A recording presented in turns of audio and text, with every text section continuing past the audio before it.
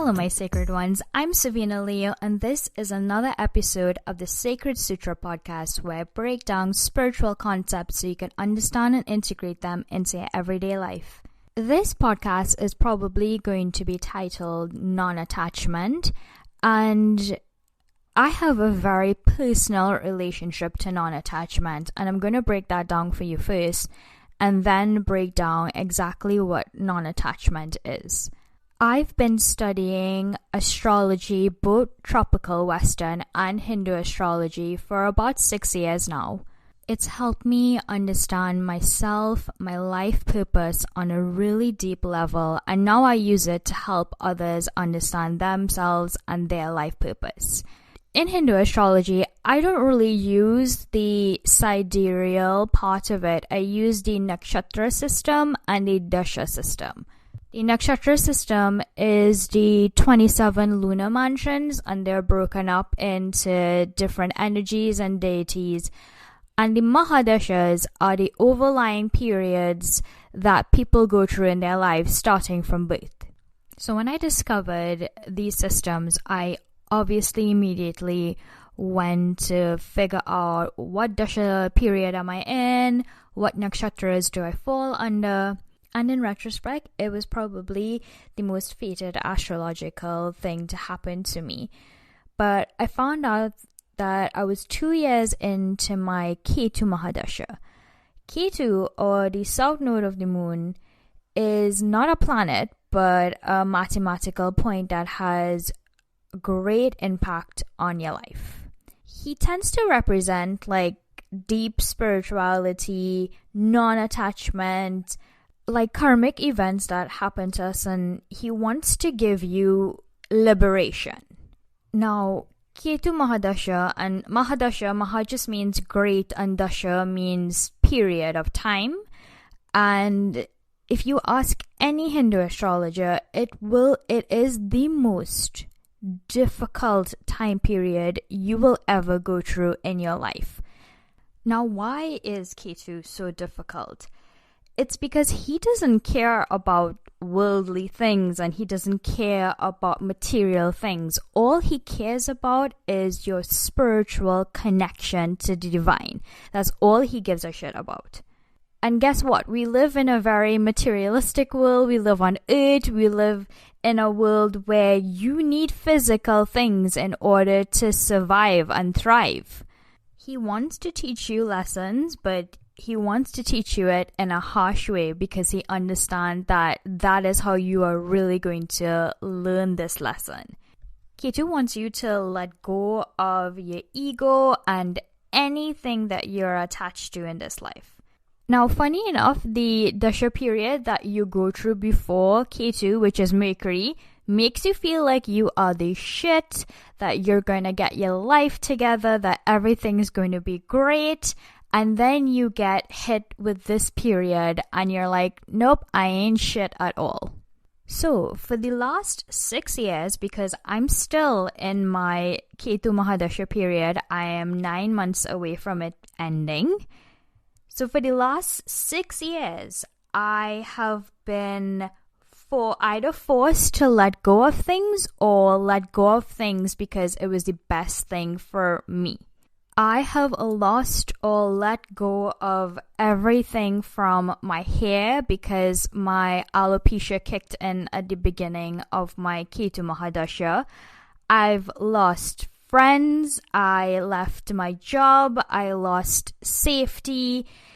Anything you could think of that I was attached to, I lost it all. I was in a relationship that I thought was going to last for my lifetime. Ketu was like, nope, that's not going to happen. You're too attached to it.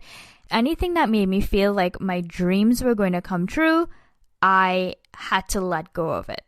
Absolutely anything that I was attached to, whether it was an idea, a person, a place, and it was not serving my spiritual goals, I had to let go of. So saying all that, this period has made me an expert on non-attachment, because it truly has been the most difficult period of my life, but it has taught me the most lessons. Non-attachment is understanding that everything is temporary, the outcome is out of your control, and being attached creates anxiety and suffering. Energy is constantly expanding and contracting, and we live in a world of duality. So when you become attached, you tend to decrease your power in being able to expand and contract with the energy. Now, non-attachment doesn't mean that you should avoid things, that you should be indifferent, that you should not have goals or plans, that you should be in a state of self-denial. That is not what non-attachment is all about. Non-attachment means that you have to be okay with things being there or not being there. No matter what the outcome is, you have to find some sort of contentment within inside of you.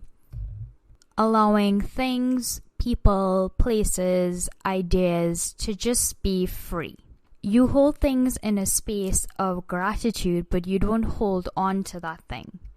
Technically, it's the deepest form of self-love, or the ultimate form of self-love, because you know that no matter what outside circumstances there are, you are enough, that you have enough.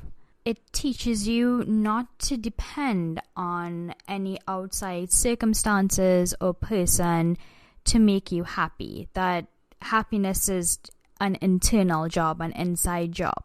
When you practice non-attachment, you get to see that things are just a beautiful exchange between two energies.